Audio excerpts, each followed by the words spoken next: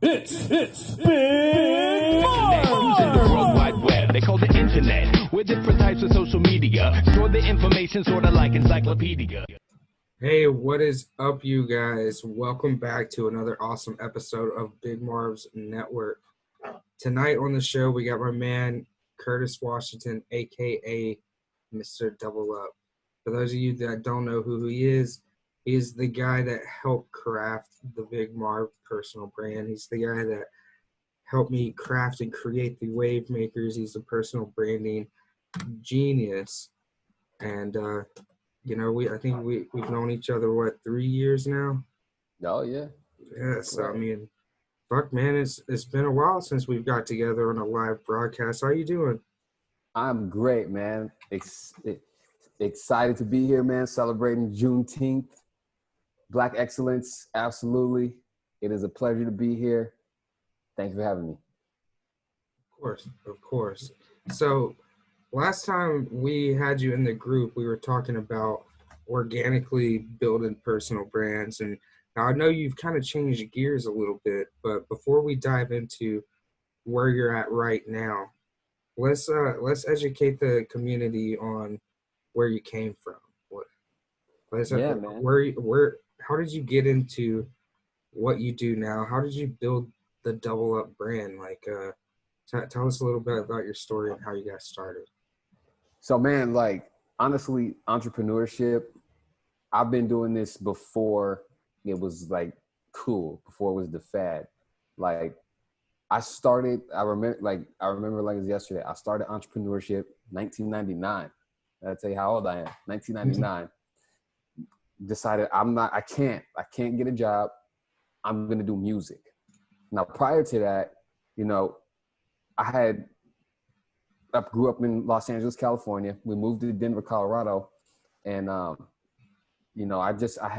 had it in me. I was the dude that was at the lunch tables, like we were just doing that shit. And it was like, as it was starting to build and I saw it was possible, I was like, yo, we want to do.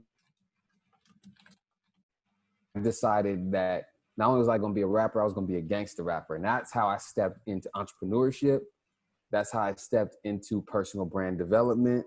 And that's how it all started. Like the Dubblup name, like that started in high school when, we were on the football team and the coach was like, hey, Washington, too many syllables. Hey, W, too many syllables. Hey, Dub. That's why I still got it. Like to this day, I got Dub tattooed right here, like old school, old English on the forearm.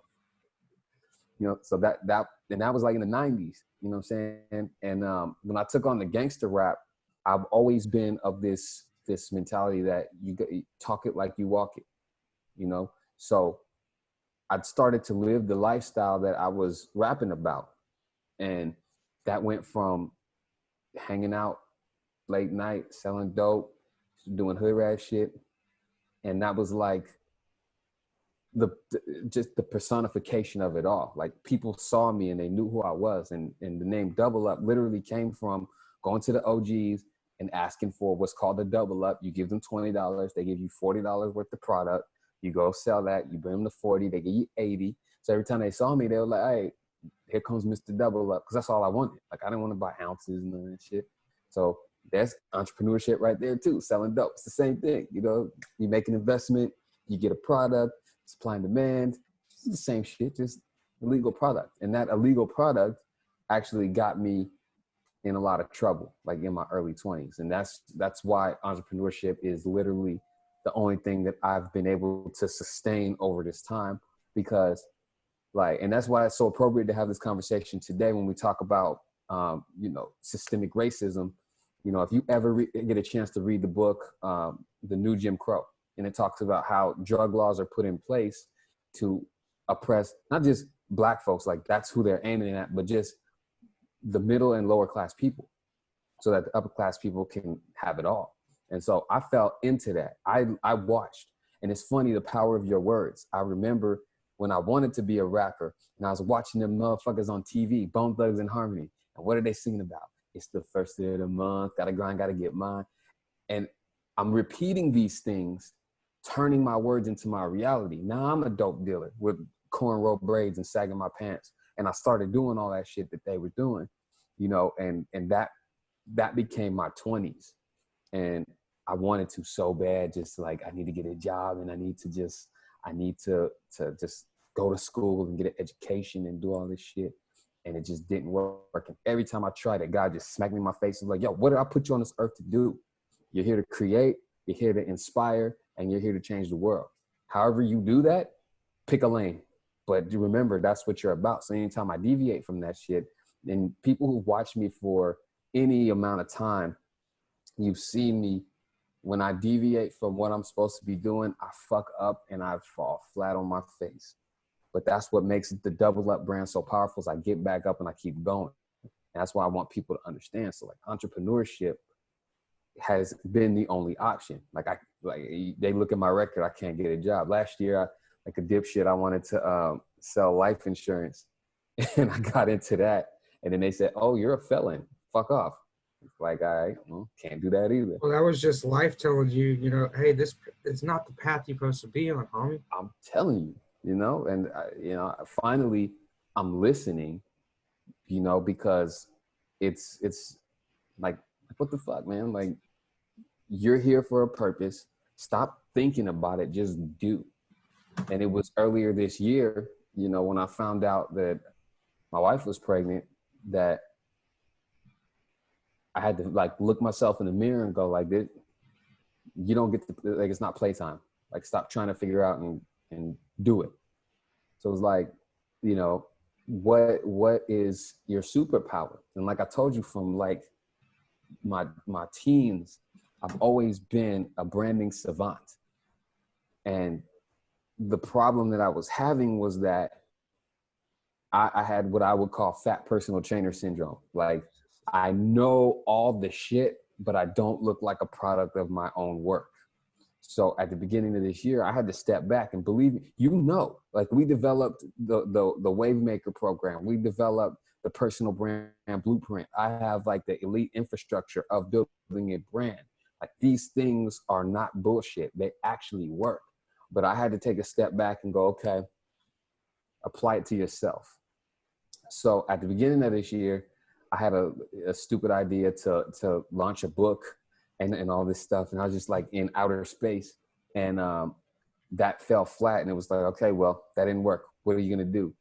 And so I had to actually take a look at my own stuff, my own programs, and apply it to myself. So as you see my brand growing right now, first of all, and anybody who works with Marv, if you work with me, if you work with anybody and you're trying to build a brand, embed this into your skull. It doesn't happen overnight.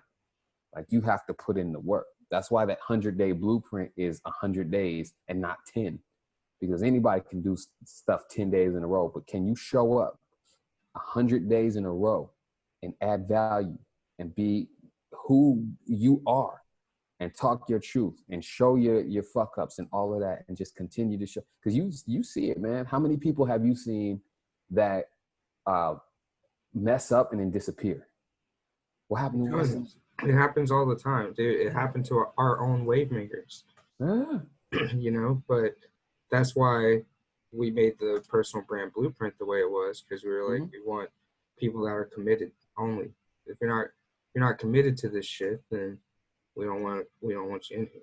And that's the thing. When you really think about it, like, that thing that you say you want to do, like, and look, you who's watching this right now, when you're done with this, scroll through your Facebook, scroll through your Twitter, Instagram, wherever your favorite social media platform, and I promise you, 80% of the people who are talking on there are just talking. They aren't doing shit. They're talking about what they're gonna do. And then you got this small percentage of people who actually like are committed to making their thing happen. Because when you get an idea and it's fun and exciting, and I'm gonna tell him and I'm gonna tell her, once that novelty wears off, all you have left is hard work and discipline. When the light's not on you, when you're in the gym practicing for the game, like, are you still like, are you in love with the game? Are you in love with the process? Like, that's what a lot of people fall off. This is boring. I've done it. I've picked up shit, and after a little while, like, this sucks. I don't do this. Dude, I've done that shit so much. Yeah, I used to be the worst at shiny toy syndrome, man. man. Like I'm not gonna lie. That's how I got caught up in that ClickFunnels shit, man. Like it was like, oh, you mean I can set up a series of websites and I can get paid? And like, yeah, but it's not like that. Like there's work that goes into it. And when you actually see what the work is, you either love it or you don't. And that's the difference between me and you. I hate it. I hate sitting at a computer all day long, tweaking automations and all that shit. And that's your jam. Yeah, You know that's my shit. I eat, sleep, and breathe that. Yeah. Like Shit. I'll get in front of a group of people and I'll turn you into a new human being within a few seconds of talking. That's my thing. But when you sit me down and like, okay, turn that into an email. What? Like my brain doesn't work like that. And I tried it. And like those were the times you would hit me up and be like, where the fuck is that email sequence I told you to write? Man, I don't want to. I'll do it today. It's like, no, but that's part of the process. And it's so interesting. Like when I came back at the beginning of this year and really just dove back into fitness, it's like, I don't mind sitting and writing an email about that because that's what I know. Like that's what I understand. And when I look at fitness, it's like, it's bigger than abs and you know, taking selfies of your food and all that. Like this is a small portion of it. But what it really is it's turning you into a machine, like a real life beast mode. Because like we were talking about before this, how you do one thing is how you do everything. And if you can't commit any length of time to improving yourself, what the fuck makes you think you can commit any length of time to anything else? Relationships, ideas, projects, like any of that. It all comes back. So it's just creating the discipline. That's why when and it's funny when you talk about like kind of going back through everything, you know, my first record label in 1999 when I first started making music, 2004. Our record label was called, it's right here. It was called All Grind Entertainment. Still got it on All Grind. After that phase of my life, when you and I started working together, it was Double Vision, right? And that was, so the All Grind part is the hustle, the mentality. Double Vision, right, is then putting the discipline behind it. So when I piece them together, then you got vision and grind. And that's where I'm at right now, is the culmination of all this shit. It's the hood shit and the Harvard shit comes together. And that's where it's at, man. Sorry for rambling, man. I just getting fired up sometimes. You good. So is there anything that you did or anything that you practiced, or is there a book that you read? Like, what helped you make that switch and then maintain the focus on making Vision X Grind come to life? Oh, man. So to be honest, like a book that really changed my life was Relentless by Tim Grover. And if you're not familiar with Tim Grover, he was Kobe Bryant, Michael Jordan, Dwayne Wade. He was their strength and conditioning coach. But he's like a mindset genius. And he just talks about like the mindset that these people had. Like you're just on a completely different level when you operate towards greatness. And you look at Kobe Bryant, you look at Michael Jordan, and you look at like they were willing to sacrifice every relationship. They don't care how they look. People who came across them would say that they were assholes. But what was their like trajectory on? Winning, excellence, championship mentality. And it's like you start to think, what are the daily habits of a champion? Like when I look at myself, I see champion, I see winner. Like that's what I want my name associated with. If I were to die today, that's what I want people to think of. How does that person operate on a daily basis? So I started to think, okay, well, first, I get up early. I get up before anybody else. My alarm clock goes off at 4:44 every morning. And I'd say 5 out of 7 days, I get up right at that time. Nobody's perfect. I get up at that time. You know, I'm making sure that I'm conditioning my mind at the beginning of the day, because I understand that, you know, to be a human being is ebb and flow. Like nobody is just, I am perfect human being. Like sometimes you, at the height, I'm operating here. Sometimes I'm fucking depressed and just, you know, rides up. And then, you know, how do you take control of that? And it starts at the beginning of the day. Because I'm that person, I go to bed feeling like a champion. And I wake up feeling like a piece of shit. And it's like, okay, I need at least an hour or two to get back into champion modes. Before I turn on social media, before I talk to anybody, I get my cup of coffee, I write in my journal, I say my prayers, I work on my body, and now I'm ready for the world. And this becomes habit. It becomes habit. And then you start to throw in things, okay, if excellence in my world equates to anything, having a 6-figure business, what does that mean? What is the order of operations? How many people do I need to speak to every day? It's not a chore, it's a habit. It becomes a part of that. And then when you look at a 24-hour period, well, if I'm taking 6 to 8 of those hours to sleep, then you're giving me 16, 18 hours throughout the day that's left. I'm taking 2 to 4 of them just to program myself. So now I got 12 hours left in the day. I'm going to take at least an hour of that to eat and do shit and do all that stuff. So now I've got about 8 or 9 hours in the day. What, like, you start to think, okay, I got to be very, very, very conscious about what I spend this time doing. Do I need to be scrolling on Facebook? Do I need to be watching YouTube videos on the latest conspiracy theories? Like, how does that contribute to the thing that I say that I want? And then you gotta look yourself in the mirror and get yourself around people who will smack you in your head when you start to do that shit. Because when you got real ones in your corner, people who say, didn't you say you wanted a 6-figure business? Why the fuck are you like playing video games right now?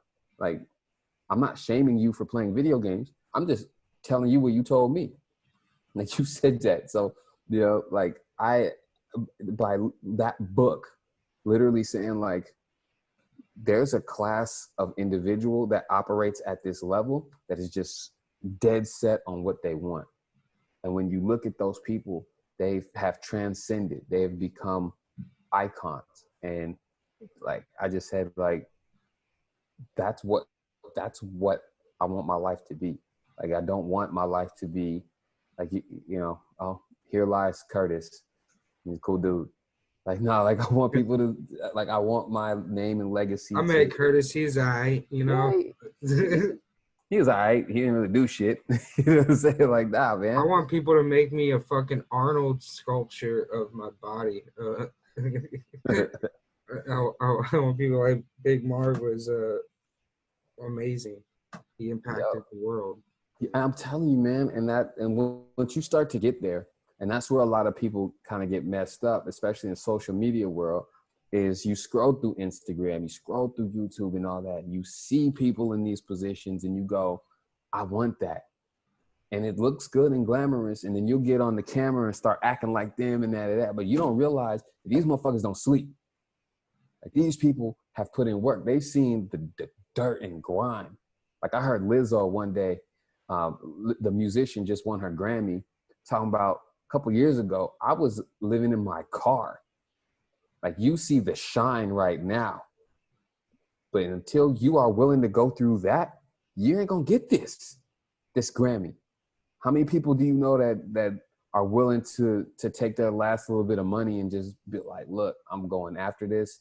If I crash and burn, I crash and burn.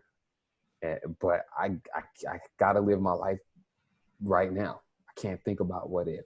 You start to put yourself there. Now that I've networked with a lot of people, you know, like, I know a lot of people that do, but when I first became an entrepreneur, you know, like, and quit my day job to do this, I didn't know anybody, you know, like, I was the only one like me. Like, everybody in my friend circle thought I was fucking stupid. They're like, you're dumb as hell. I mean, I was walking away from a 6-figure corporate job. So, like, and I lived in a poor neighborhood, you know, so, like, everybody around me, they're just like, dude, Marv's got it going on. And then his dumb ass walked away from it. Okay. You know, because, like, they all have, like, minimum wage jobs. Yeah. And they got minimum wage mentalities, man. And so, you know, they were just like, what, you have this amazing job, the one that all of us would love to have, and then you're going to walk away from it because you think you're going to be this entrepreneur. But it's really about your trajectory, man. Like a lot of people, I say the majority of people, I say like 99% of people, they set their goal for regular shit. And there's nothing wrong with regular shit. Just know that it's just regular. See, Like, my thing is more than that in the world. there's nothing. Fuck, that was a good hit. There's nothing wrong with regular shit. What drives me crazy is people that complain about the regular shit and then don't do nothing about it, right? Mm-hmm. You know, so like if you're cool with working minimum wage and being a burger flipper and like just living life coasting through, like if you're cool with it, awesome. Don't complain to me about it. Don't complain about your job to me. Don't tell me about your boss that you hate. Don't tell me none of that shit. Yeah. Because if you really cared that much, you would do something about it. Well, that's the thing, man. People like to complain. Like that is a reprieve. There's a segment of people that are really just like, that's their highlight of their day. Like, and that attracts other people who like to complain. And you got a complain party, and then it's like, what do we come together for? We just complain, bitch and moan, but nobody's doing anything about any of that stuff, you know. And then you've got that person who, like, I'm gonna do something about it. Well, you crazy motherfucker! What are you doing? Yeah. and it's good because you got to know if you're that person who is really like fed up with how things are in your life. Like the last thing you want to do is complain about it. You flip the script on that.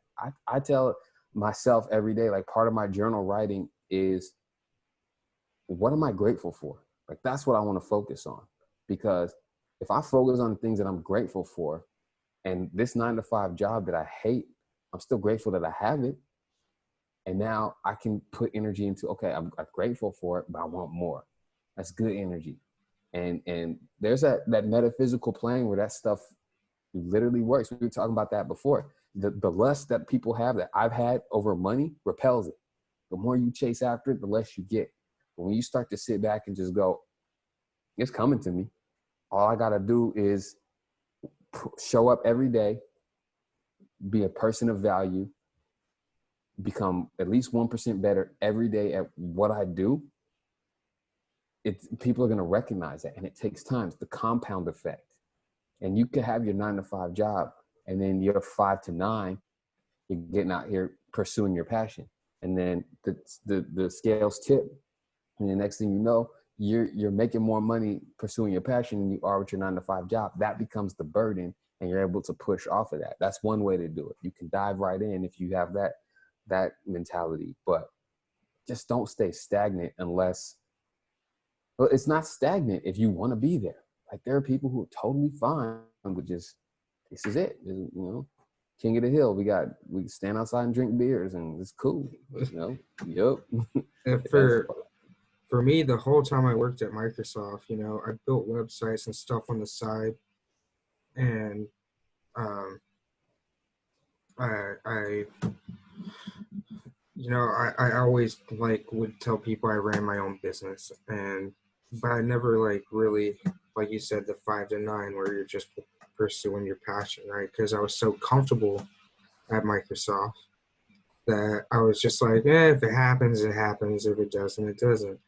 And so for me, when I made the move, I had to like just rip the fucking Band-Aid off. Mm-hmm. I just had to quit the job and like dive headfirst into it and say, like, I'm not going back to work. I refuse to have a boss again. Right? Like I just had to make that decision and then just grind until I figured it out, because I was like, I refuse to have a boss again. And you know what's crazy? Like the shit is not glamorous. Not like they try to make it seem. So I know when you quit that 9-to-5 job and, you know, Monday through Sunday, it's like, you know, especially in the beginning, you're in there, you're in the trenches. Fucking 16, 18 hours a day, just fucking take a nap, get back on the computer, take a nap, get back on the computer, you know, rinse and repeat. But it only took me 5 months, and I built my first 6-figure business. See, And that's like inspiring to see, people that it's possible, and I think that's one of the reasons why people continue to follow you. People jump into the wave makers, and people, take what you say seriously because you've done it, and that's the whole thing. And you messed up. So it's like, so people can see like it's not a perfect path.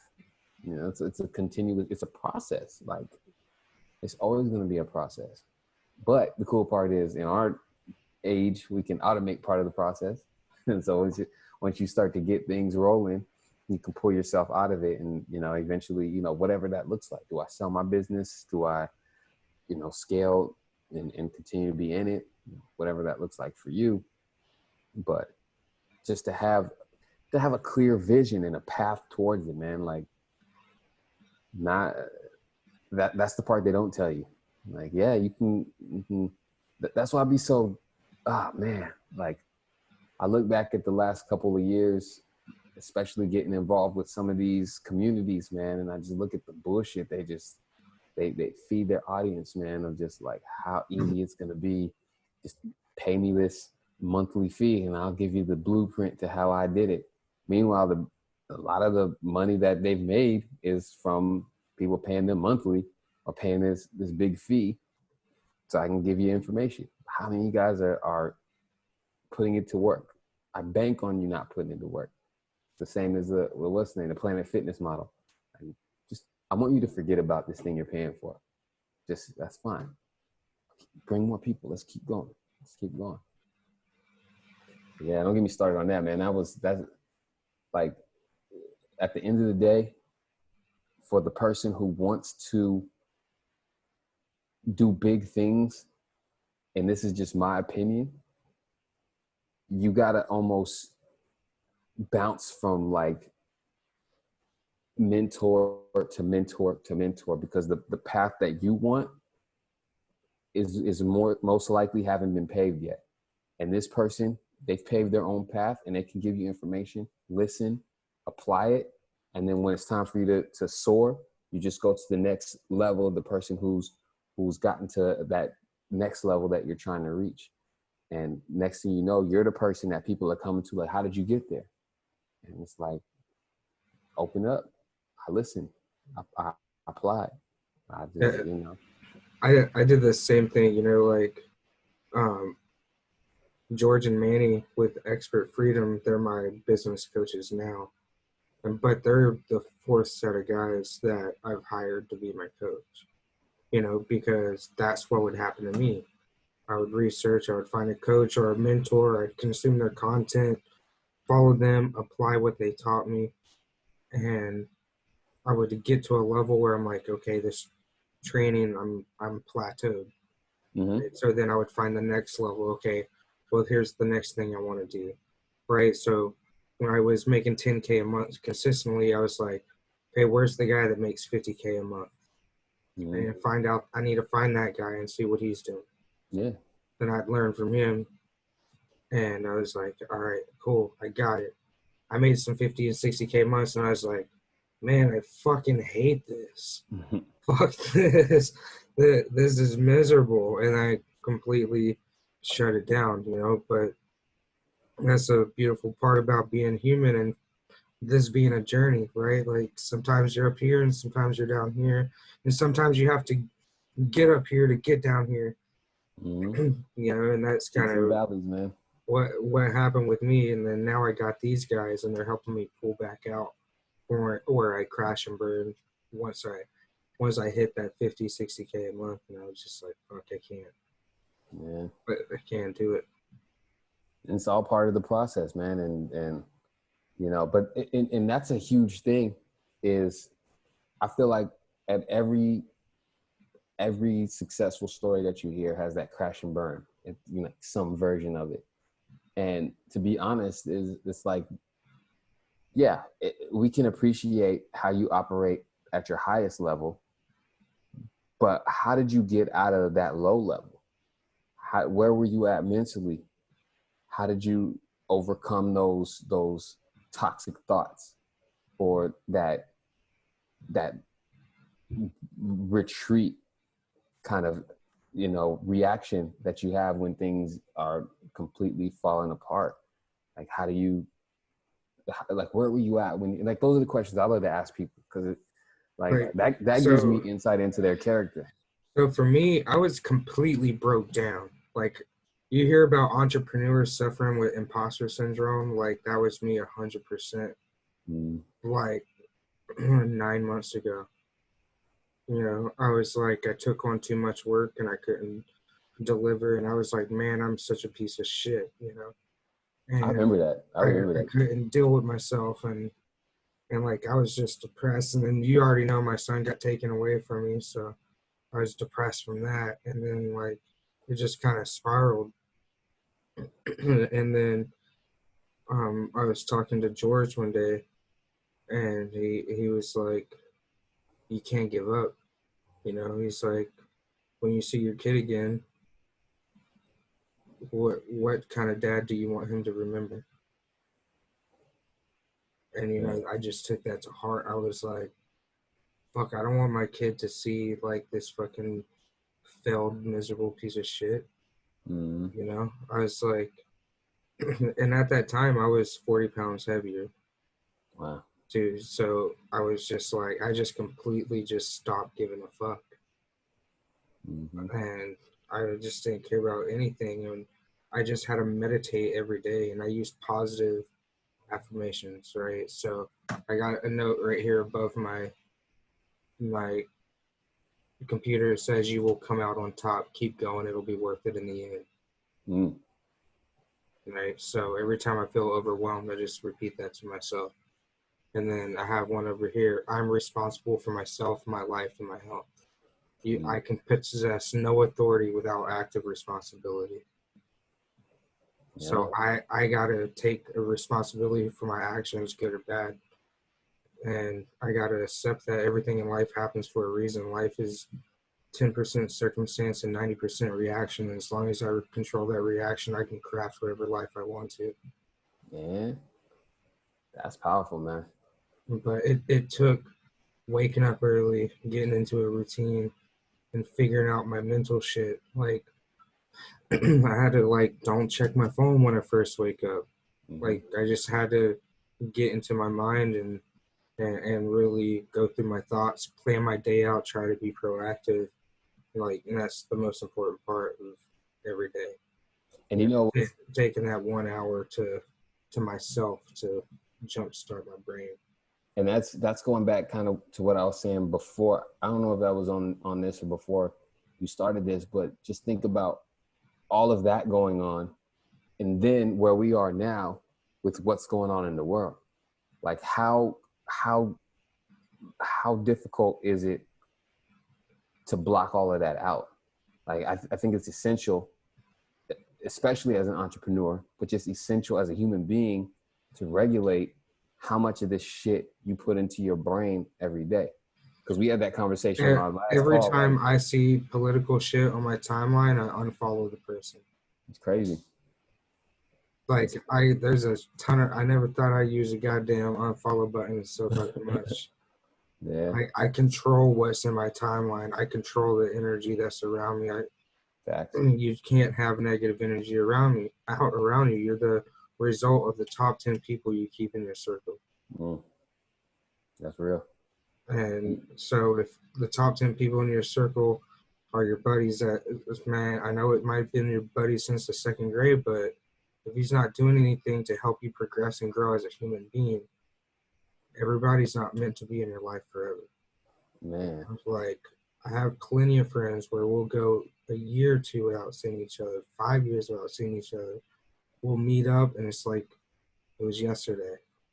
Every time I've met you in person, 3 or 4 times now. Yeah.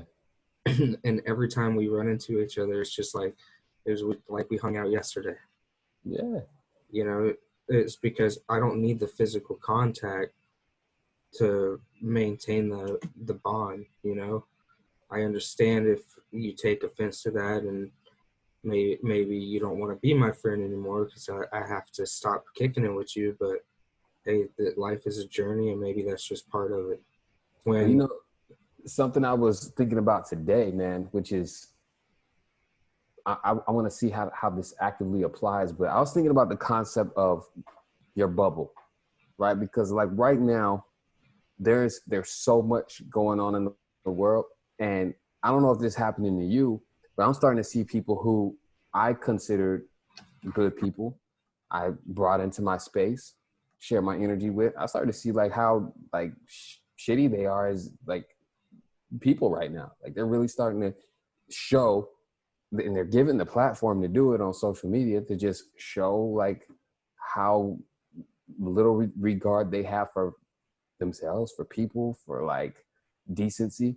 And so I started thinking about the personal bubble of like, okay, I don't want to be a hermit, I don't want to be a recluse, but I do need to restrict access to me. Like, not everybody needs my phone number. Not everybody needs a response to Messenger. I don't have to answer every phone call, return every text. And then it becomes, okay, now, because we're talking about, you know, the distribution of energy throughout that small window of time you have every day. And then you don't get that those hours back. You don't get those days back. It's like crafting your bubble of like the, you know, the people who you want to share experiences with in your life. And everything else just becomes on the outside of it. And it's not like a physical bubble, but you know, okay, I'll entertain that when the time comes. When so-and-so calls me and wants to shoot the shit. Well, this is not shoot the shit o'clock, so we're not doing that. You know, yeah, like my personal bubble, my wife, my kid, my family, my close friends, you know, like that's the bubble. And then anything outside of that gets distributed time as I see fit. And I think that that's a good way to maintain. And that's just not just people, but just like anything, like the news, like keep that outside your bubble. You know, like all these articles and this stuff that you just read and just like keep it outside your bubble. And what do you put inside your bubble? Things that bring you peace, things that bring you joy, things that bring you closer to what it is you want, things that help you discover what it is you want. Because you remember we were talking about those people who complain? Those are the people who know exactly what it is that they don't want. And they'll say, I don't want to do that. I don't want to work this job. I don't want to. Okay, well, what do you want? Right? Like those are the people who are like, okay, I want to be around people who know what they want and can help me, and I can help them, and we can help each other. And we, you know what I'm saying, we start to help. Well, this is a concept I was kicking around in my head because there's a lot going on in the world today, man, and it's easy to get sucked into it. Like easy. Like in the palm of your hand, easy. well, especially when like it's somebody you know and you respected, and then they say something sideways, and you're just like, wow. People are getting their ass kicked right now, man. Motherfuckers getting fired. I saw something. Did you see somebody in the comments said the sound is hard to hear?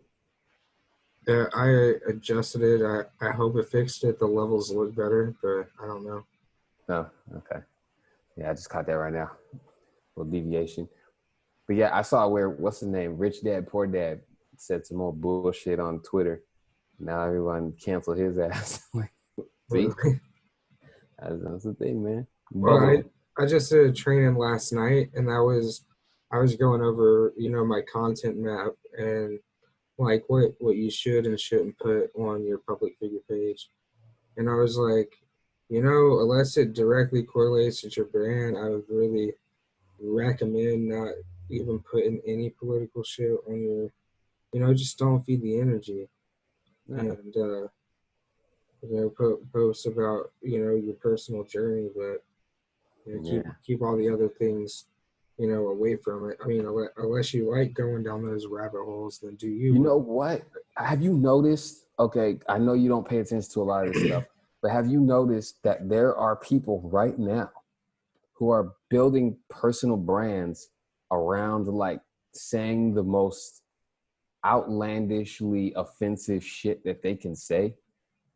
Like, Oh yeah, doubling like that's their personal brand. Like that is the most. They ride the wave, right? Yeah. And they find out whatever the hottest trending polarizing thing is, and they just hop on the bandwagon. And it's like, honestly, I wondered,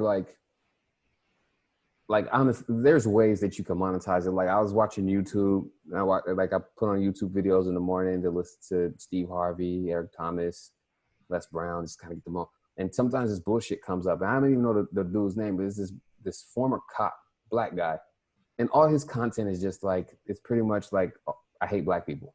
Like, that's pretty much his content. Fuck? Yeah. But what kills me is like he has like 750,000 views on videos he just dropped last week. So he's getting paid. Like, he's making a lot of money dropping his nonsense. But it's like, where's your soul, man? Like if that's that's gonna die. That type of building your brand is gonna die because it's so in the moment and there's no longevity to it. Yeah, that's why I think, like, when you talk about building your brand, even if your brand is built around like politics, like that's not even a brand. That's, you're just a what do you call it? A news broadcaster, shock jock. Just what's the guy? What was the guy with the long hair? Howard Stern. Just another Howard Stern ripoff. It's just crazy, man. But as you can see, Howard Stern being an example, you can build a powerful personal brand around just talking shit.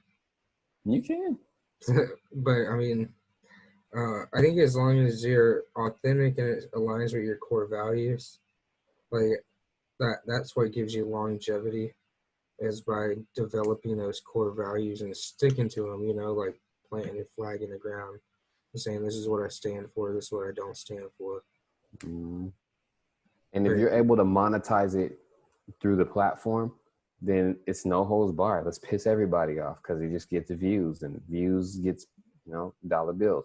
But if you have a product that you're trying to sell, if you have a book, maybe it's a different story. But if you got, product or service that you're trying to pitch, like, it's probably not in your best interest to be a piece of shit. Like, just don't do that unless, like, that's who you really are and your audience loves it. And go be a piece of shit.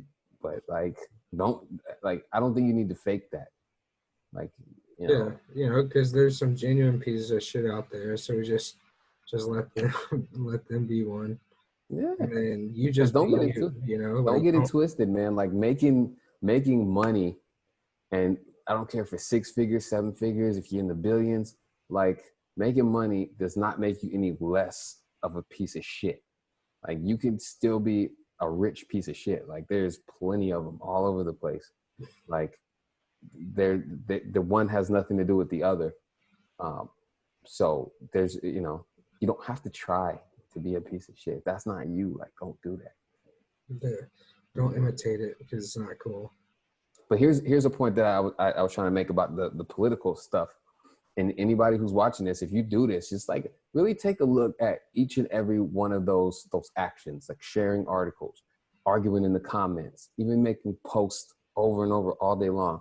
How much of that is really putting money in your pocket? How much of that is securing your family's future? How much of that is developing your legacy in the long run? Because even, like, there's been times, I'm not gonna lie, there's been times when people have said shit and I've typed the thing and then I hit delete because I'm thinking, I already wasted enough time typing this out. There's no way I'm gonna hit send and wait for their reply and go back and forth. There's only so many hours in a day. I don't need to dedicate them to arguing with people. Even when I post, things that are kind of off subject, but it's something that's on my heart, I don't respond to the comments. I'll let people go ahead and say what they're gonna say. I already said my piece. So think about that when you're getting engaged in Trump and getting engaged in 5G towers. You're talking about all of this stuff. Like, the 5G tower shit, man. Yeah. I can't believe people think 5G is responsible for shit. And people, and you like prove it, and they'll send you a YouTube video, or they'll send you a link to a blog post from some other jerk ass who sat there for 2 hours typing up some nonsense that he has no actual proof behind. And it's just really just a big old circle jerk at the end of the day. If you ever want to waste time, go play on Twitter. Like, that is the rabbit hole of rabbit holes. Like, I'll go on Twitter, and all you have to do is hit the search bar, and you'll see the trending topics, and it's like, okay, and you start to see names that you recognize. Okay, how did this? I saw the guy from That '70s Show was what do you call it? Harassing women, or what they be doing now? Sexually abusing women, and it's like, damn. Wilmer Valderrama. No, the other guy with the curly Jew fro. What's his name? Danny Masterson, the one with the glasses. He was like, I forget. Bob. Nah, he was one of the kids down there smoking weed with the other ones. It was Eric was the dumbass. Eric Kelso. Oh no, it was Hyde. Hyde, that guy. Yeah. Yeah. He's a perv, apparently. They're all perv. But I just thought that was funny. Like, you just go on Twitter, you hit search, and like, oh, his name's trending. Why? Boom, articles about how this guy. And there's people who consume this stuff, and now I got to go make a video talking about how I feel about Danny Masterson being a pervert. And I'm like, wow, that's man, my last 2 days of my timeline have been flooded with Aunt Jemima and Uncle Ben's. Man. And I get it. There's stuff going on in the world, but I just ask, like, what does that have to do with your thing? Like, what does that have to do with your plight? Like, are you still, like, you've been eating them pancakes this entire time? Are you gonna stop now? Like, no. Yeah. So don't share it. Nobody cares about your op-ed, like, paragraph that you're gonna type about it. But I think that's what social media has done. Social media has given us the pathway to, I would almost say, like, infinite opportunities. Like, you can do anything. Like, there's somebody right now who can make a series of videos on, like, picking your nose and making booger art, and could probably, like, no shit, could probably hit 6 figures by Monday if they did it right. Like, the opportunities are there. And then with that same platform, you can waste time, bring yourself into depression, get, comparison syndrome, and, like, all this stuff. It's like that old saying, give a man enough rope and eventually hang himself. Like, some people, that's what social media does to them. And then there's other people who know how to use this thing as a tool to get what you need out of it, and then to bail. And then there's, and that's why I think you and I have hit so much success, is that, we understand what social media is about.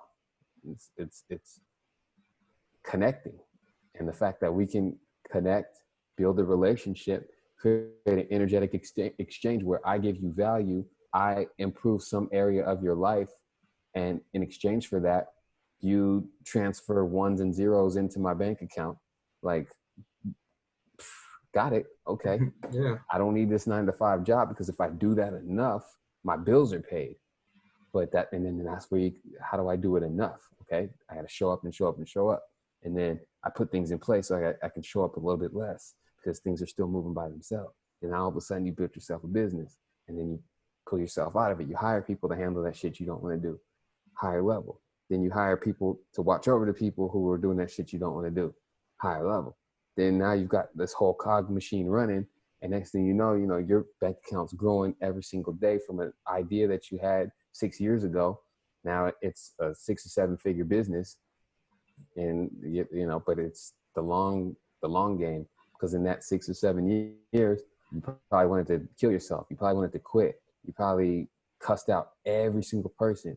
You probably wanted to burn the ship to the ground each and every time, but you didn't. Like, what was it? Was it Harold and Kumar, where he's like, burn this motherfucker down?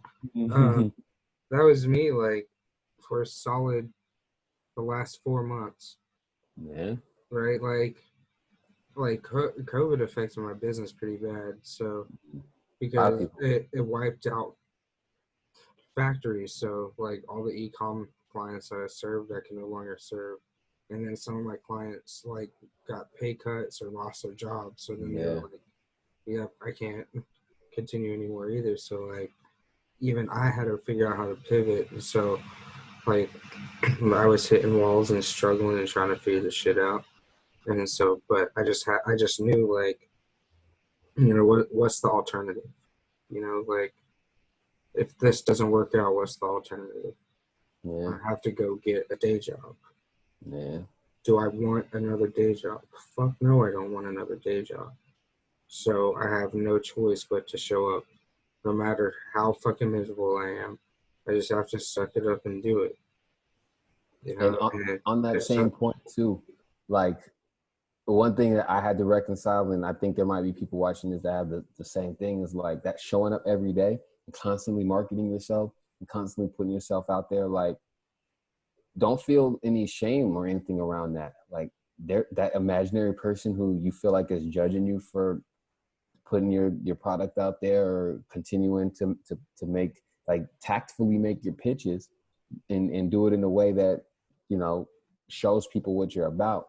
But don't feel like if you put a thing out and it gets 0 likes that it was ineffective. Like, people still see it. People still see. I've had people who hit me up months later, like I've been watching you and I see what you're up to, man. And I finally decided to take the leap. But if you hadn't shown up every day during those 3 months, you might not have landed that client. So it's just consistency, showing up and knowing that, like, it's going to work and the compound effect is there. So, speaking of which, you talked about starting Vision and Grind, and that's kind of where you're at right now, is colliding the best two of your superpowers and making it happen. Can you go a little bit more into Vision and Grind, and kind of like what programs you're putting people through right now, and what people are saying about it and what they're getting out of it? Yeah, most definitely. So the concept of Vision and Grind is literally, those are the two things that you need in order to bring anything to life. You need vision. You got to be able to see it and clear vision. And then you need the work ethic, the grind to put in to make it happen. And most people either have one or the other. They have the vision. They can see all these ideas. They're not willing to work for it. Or they got people who are totally blind but have total work ethic. So what I put together with Vision and Grind, I put it on the foundation of physical fitness. Because, like we were talking about before, if you can master habits around your health, everything else is wide open for you. If you can commit to daily action, getting this much better, physical fitness, mental fitness, spiritual fitness, financial fitness, like these things, all by working on these every day, creating habits around this, create a different lifestyle. So bringing that all the way back, what do they say? It takes 21 days to create a habit. So in order for you to even know if you are ready to tackle anything, that's what we have is the 21-day challenge. It's called 21 Days Later. Who are you going to be 21 days later? And when you join this program, it's literally 21 days of consistency, physical movement. Push yourself harder and harder each and every day. Eating right, putting the right things in your body, not putting the wrong things in your body, making sure that you're not pacifying yourself with sweets, making sure that you're not self-medicating with like alcohol, you know what I mean? And just staying clear-headed. What do you see? What are you able to put into that? Yes, your body is going to respond in 21 days, 21 consecutive days, but your mind also starts to respond, because what happens, and we have there's 3 humps that always come with creating new habits. They come at day 3, they come at week 3, and then they come at month 3. So you think about eating better. If you've been eating like shit for the last couple of years, and then you say, I'm going to start today eating healthy. Day 1, did it, cool. Day 2, okay, I got 2 in a row, good. Day 3, that's when cravings start coming back, because your body does what you tell it. So if you've been feeding it bullshit and then you stop feeding it bullshit for 2 days, by the 3rd day, your body's going, where's that bullshit? I need that. Starts fucking with your head. I can't tell you how many people that'll jump in a 21-day challenge and bounce after day 3 because they don't have it here. But if you can master that, get past that first hump at 3 days, then it becomes habit. You start to actively do these things. Like I say, after 3 weeks, 21 days, you can make it to 21 consistent days. You've created habits. After the 3 month, 90 days, it's now a lifestyle. So what are you putting into it? It's physical fitness, but how you do one thing is how you do everything. If I show up every day and I know I got to work out and I got to eat right, and that's going to give me the goal that I want, the body that I want, what do I need to do daily to get the business that I want? What I need to do daily to get the relationship that I want? So that's where it boils down to the 21-day challenge. People are experiencing like transformations in 21 days that they have been waiting years to get. I've got like one of the first people that joined, like she thanks me daily because she was like, I didn't know what I was doing with my life. And she saw I was running a 21-day challenge, jumped in, and she's like, I feel the best that I've ever felt. I'm losing weight, I'm moving around, I feel different. I got people around me congratulating me, joining me, and we build a community. So that's the flagship program. It's 21dayslater.fit. You can get in there, join the 21-day challenge. The next one kicks off the 5th of July. So I let everybody kind of get their whatever in on the 4th. And I'll be doing the next challenge with you guys. So if you guys want to jump in, just let them know that you came from the Wave Makers. And let's get some Wave Makers doing this 21-day challenge. I will say I did this the very first 21-day challenge you did. Ours was a 7-day stimulus or something. Yeah. One of the things I had to do was cut out milk and cheese. Mm-hmm. And so I will say your body will let you know when something's not right. So what I did was like I cut it out completely, like cold turkey. I was like, no milk, no cheese, no no ice cream, no butter, no. And I was just like, all right, cool, I'm gonna do this. If it's bad for my body, we'll see. And like the first 3 days were miserable. Mm-hmm. You know, it was like purge. And then like I got over it, and then like 3 weeks into it, I was like, man, I was craving a bowl of cereal, right? And there's no milk, like just whole milk. I remember I grew up on the farm, right? Like fresh milk every day. And so I just love it. I used to drink like half gallon to a gallon a day. And so I was like, fuck it. I finally broke down and I had a bowl of cereal and it destroyed my insides. Mm-hmm.